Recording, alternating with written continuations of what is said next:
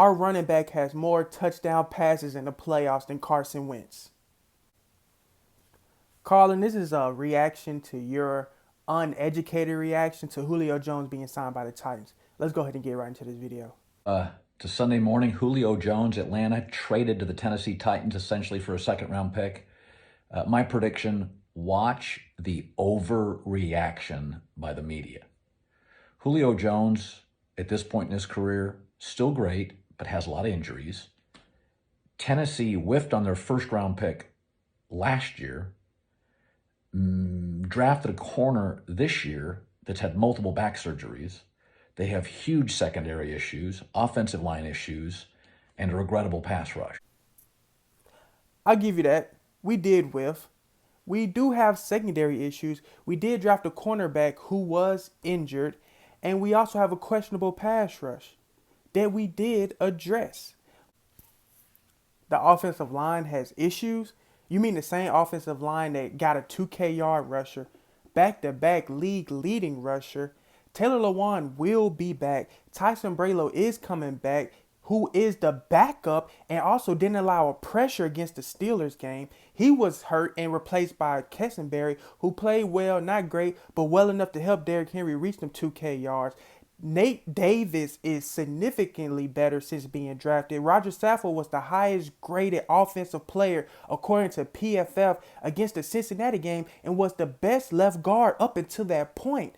And yes, Dennis Kelly is gone. I will miss him a lot. Jack Conklin was not re-signed, but we also drafted another tackle out of North Dakota who was protecting who? Trey Lance. How'd that go? How about number 3 overall pick by the San Francisco 49ers? Now, we do understand Isaiah Wilson was a bust, got traded to Miami, and that didn't even last a week. Did it last a week? But let's think about this. Ryan Tannehill was the 22 sacked quarterback last year. Where was Matt Ryan? Oh, how about 5th? You think about the extra time that Julio Jones is going to have to get open. Let's think about that, man. You're not making a lot of sense right now, Colin. So, yeah, we still have 4 starters returning to that offensive line. I like Mike Vrabel a lot, but there's a reason the Colts should be favored in this division. Colts have a better defense. Colts have a great coach. Colts have a significantly better offensive line. You think your offensive line is significantly better? Your left tackle just retired. You brought in Sam Tevy, one of the lowest graded left tackles in the league over the past couple of years. And Eric Fisher? Really? Eric Fisher? Come on now. Just quit it. Listen, the Titans lost Corey Davis. They go out and get Julio Jones.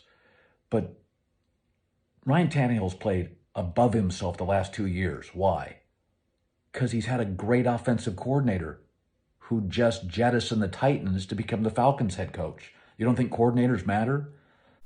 It's fair to bring up the offensive coordinator, who is now a head coach of the Atlanta Falcons, and our previous offensive coordinator is now the head coach of the reigning MVP in Aaron Rodgers. But let's think about it. 2 offensive coordinators in a row, head coaching jobs of former MVP quarterbacks. Todd Downing could easily be the next one in line. We didn't know what Arthur Smith was going to be.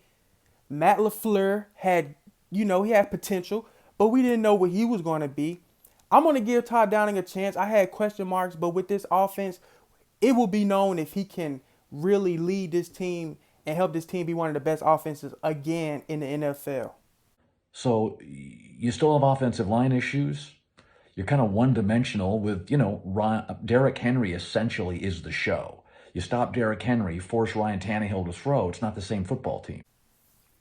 One-dimensional? Really? We have the best running back in the NFL. That doesn't make us one-dimensional. We had a 1,000-yard receiver, 16 yards away from having 2,000-yard receivers if Corey Davis didn't drop those 16 yards worth of passes in the Texans game. We're one of 2 teams, along with the Vikings, that have 2 wide receivers rated in the top 10 of PFF's highest rated receivers. And not to mention that we had an opportunity to get Justin Jefferson. I really wanted Justin Jefferson because LSU receivers just seem to always hit. But we have one now, but we'll see what happens. And we broke a record this year, or set a record, when we had a 300-yard passer, 200-yard rusher, and a 100-yard receiver against the Texans game. Really? I mean, it's a wide open division outside of the Colts, who really are the best rostered, best general manager, excellent coach, premier offensive line. But, you know, Julio Jones is now filling the gap, and he's better than Corey Davis. But the idea this takes Tennessee to a special place, they're not Baltimore. They're not Baltimore. They're not Kansas City. They don't have Cleveland's roster. They're not Buffalo. They're not the Colts. You know, the good news is Houston's in the division, so they won't finish last. And I just don't know where all this faith in Carson Wentz just came from. He was just Mr. Hat backwards at the press conference. I wouldn't want that guy representing my billion-dollar franchise. Really? Carson Wentz couldn't even get the number 11 from Michael Pittman, who isn't even half the receiver that A.J. Brown is. And A.J. Brown was willing to give up his number to Julio. Come on now. When has Carson Wentz ever been regarded as a great teammate? His teammates didn't even like him, said he was selfish. Come on now. Who would want to play for that? And offensive line issues? You think your offensive line is significantly better? Your left tackle just retired. You brought in Sam Tevy, one of the lowest graded left tackles in the league over the past couple of years. And Eric Fisher? Really? Eric Fisher? Come on now. Just quit it. And you said the Texans, if they weren't in that division, will be last. Over the Jags, who we drag every year. And going to drag again this year. Yeah, we'll see. I'm going to remember this.